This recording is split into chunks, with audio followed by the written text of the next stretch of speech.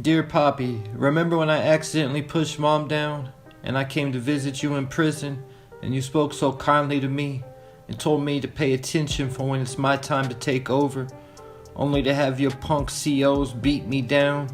Then you get out and say Drew is next in line to take over, completely overlooking me? Well, Poppy, the one you overlooked like David in the field with the sheep is running things now, and I own you. What up, everybody? My, how the tables have turned. And boy, I felt so justified when Kane stood over Lorenzo, just like Lorenzo did to Kane. And how could anyone actually feel bad for Lorenzo? The second you might actually start having some kind of pity on the man, he reminds you just how big of a lowlife he is by taking his product to Stansfield to have his daughter Diana move it.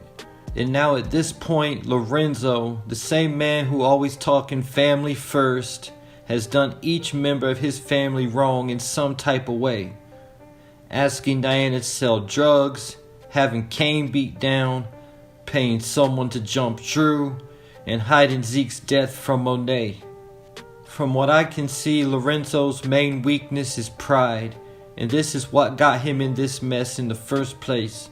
First, he came home from prison and drove his family in half, turning Monet off with his macho man routine and driving Kane closer to Mecca by only keeping Drew by his side. If it wasn't for pride, Lorenzo would have gotten out of prison and laid back to check out the lay of the land before making any moves. He would have also paid Monet and Kane the respect due to them for holding it down the whole time he was locked up, instead of moving them out so him and Drew could take over.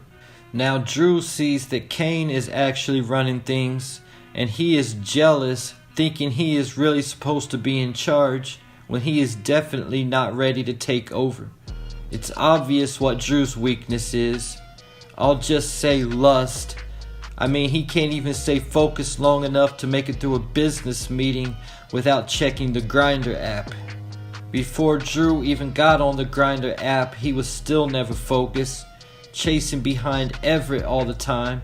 Not to mention Kane is the one with all the respect in the streets and who can handle himself in combat.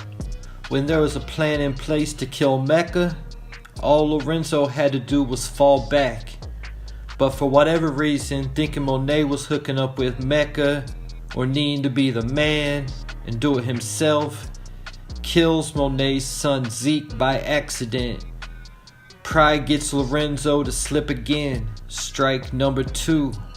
Then, instead of coming clean to Monet and telling her about his mistake, he hides it for months before trying to cover it up with a lie using a scapegoat and having Drew get jumped. But Lorenzo's plan was weak and Kane easily figured out the truth.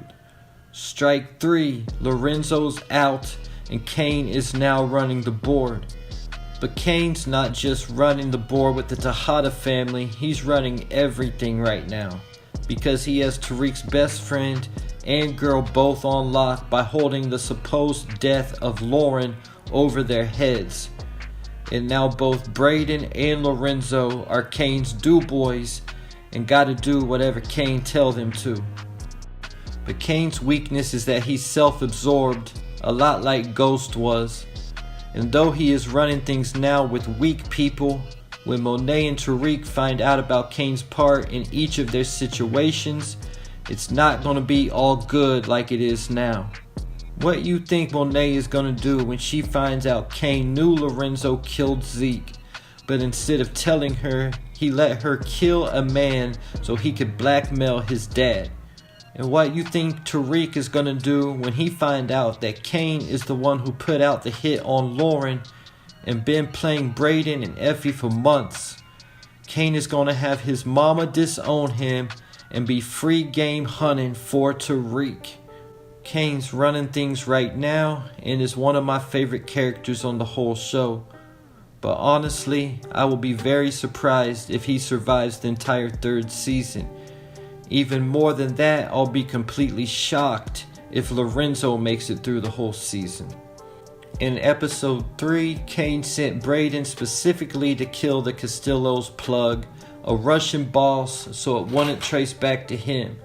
But since Braden froze up and Tariq had to pull the trigger, the Castillos are already suspicious of Kane, even though they agreed to work with the Tejadas. They could be implementing Power Law 14, pose as a friend, work as a spy, to see if they can get to the truth about their plug's death, and since they need a new plug right now anyway. But in the season 3 trailer, we see some men shooting up a funeral the Tejadas are at. This is most likely the Russian mafia retaliating against Kane and the Tejadas. I'm also thinking it's a good chance it's Lorenzo's funeral, because there's no way it's Zeke's funeral 4 months later. I honestly think Lorenzo could die as soon as the next episode. In the season 3 trailer, there's a clip of Kane talking to Monet wearing Lorenzo's Jesus piece. So I was expecting Lorenzo to die before the season even started, but even more now, because we know he's not gonna give it to Kane as a gift, unless Kane just really kicking dirt on Lorenzo, making him give him his chain. Give me that chain. You don't deserve to wear no Jesus piece, man. Getting me to Diana. All she wanted to do was go to school and kick it with her undercover cop boyfriend Salim. But like I said, Lorenzo's gonna make her sell drugs at Stansfield to help relieve all the pressure Kane has on him. But this is where Diana's weakness is going to get exposed. And we already know Diana's weakness going all the way back to season 1. She is a busybody. She likes to get into other people's business and tell people about it. Like she did with Zeke, then sharing the news at dinner for everyone. Now she gonna be telling Salim all her business, and he gonna tell her to go be a snitch. But I guarantee she only gonna snitch on Monet and not Lorenzo. She's gonna keep the whole selling drug thing secret from Salim for now. Getting me to Monet, and her weakness is her temper and her big mouth. But not like Diana gossiping. Monet gonna get mad and talk her shh, which just got her in even more trouble by mentioning the GTG gang member to Detective Whitman. This is the exact reason why Davis told Monet she shouldn't do the interview, because he knew she has a big mouth. To make matters worse for Monet, Whitman knows about her killing DC Joe, Rico, the contractor, and Mecca. And he's trying to pin Carrie's death on Monet. And there's a good chance that we're going to find out that Diana has already been working with Whitman and feeding him information, and that's how he knows about all of this.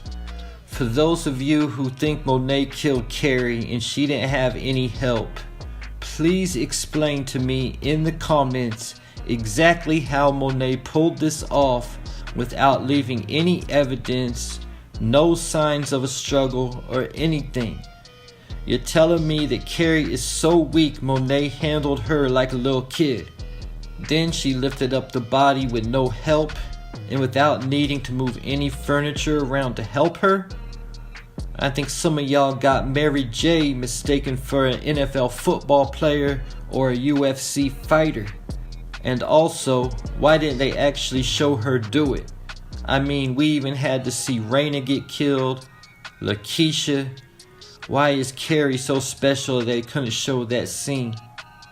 It's for sure because they're not telling us the full story. Going all the way back to OG Power, give me one main character whose death occurred off screen. Just one, and I'll wait for it. Not talking about Breeze either. But some of y'all be in my comments like, wrong. And I'd be like, square. You a square. Yeah, some people are closed-minded for real. You need to elevate your mind, man.